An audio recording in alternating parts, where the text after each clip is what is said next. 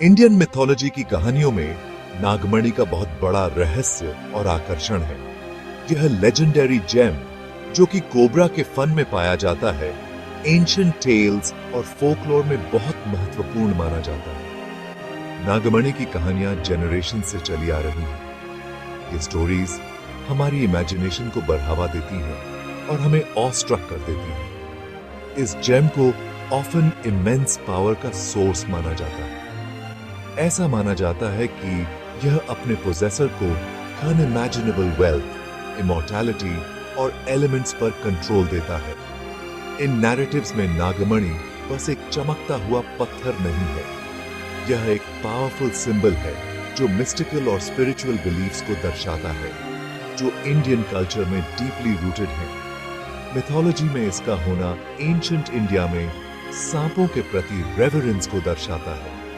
Serpents को अक्सर underworld के गार्डियंस और एंशिएंट विजडम के पोजेसर के रूप में देखा जाता था। इसलिए नागमणि इस मिस्टिकल एनर्जी का एक फिजिकल मैनिफेस्टेशन बन जाता है, जो ह्यूमन और डिवाइन रेल्म्स को जोड़ता है।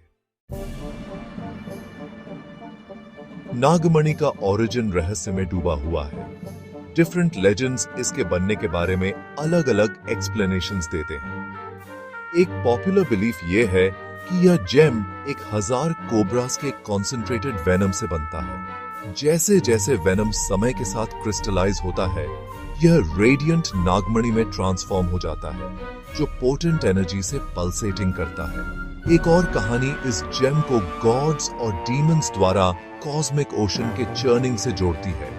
इस एपिक स्ट्रगल में नागमणि 14 प्रेशियस ट्रेजर्स में से एक के रूप में उभरा। इसका ओरिजिन चाहे जो भी हो, नागमणि को कंसिस्टेंटली इमेंस पावर और डिजायर की वस्तु के रूप में पोर्ट्रे किया गया है। किंग्स और एम्परर्स इसे पोजेस करना चाहते थे। उनका मानना था कि यह उन्हें अनराइवल्ड डोमिनियन प्रदान करेगा। यहां तक कि गॉड्स और सेलेस्टियल बीइंग्स भी इसके अल्योर से कैप्टिवेटेड थे। नागमणि की परस्यूट अक्सर कई मिथोलॉजिकल नैरेटिव्स का क्रक्स बनती है।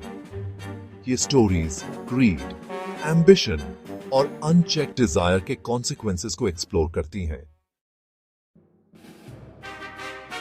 नागमणि इनएक्सट्रिकेबली लिंक्ड है नाग और नागिन के साथ, मेल और फीमेल सर्पेंट डेटीज जिन्हें इसका प्रोटेक्टर कहा जाता है। ये मिथिकल बीइंग्स, जिन्हें अक्सर ह्यूमन सर्पेंट हाइब्रिड्स के रूप में डिपिक्ट किया जाता है, अंडरवर्ल्ड में रहते हैं।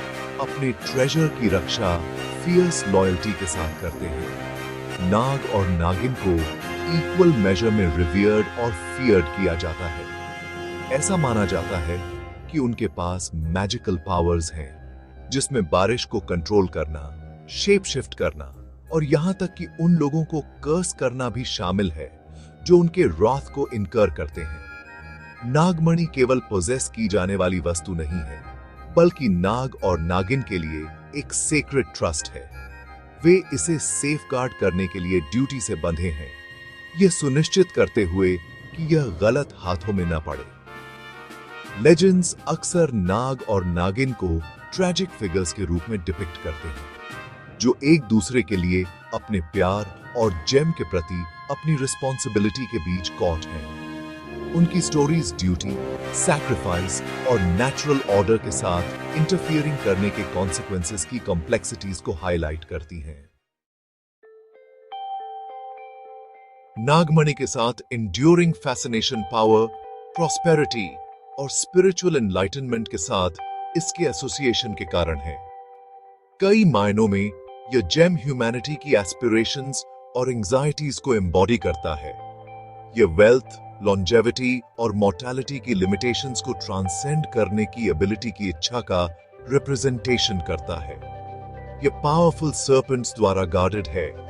यह बात इसके मिस्टीक को और बढ़ा देती है।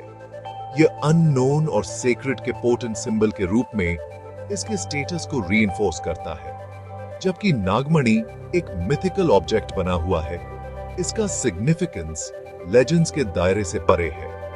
इसके एग्जिस्टेंस में बिलीफ अनएक्सप्लेन्ड के साथ इंड्यूरिंग ह्यूमन फैसिनेशन को रिफ्लेक्ट करता है। यह कल्चरल बिलीफ्स और वैल्यूज को शेप देने में स्टोरी टेलिंग की पावर को अंडरस्कोर्स करता है।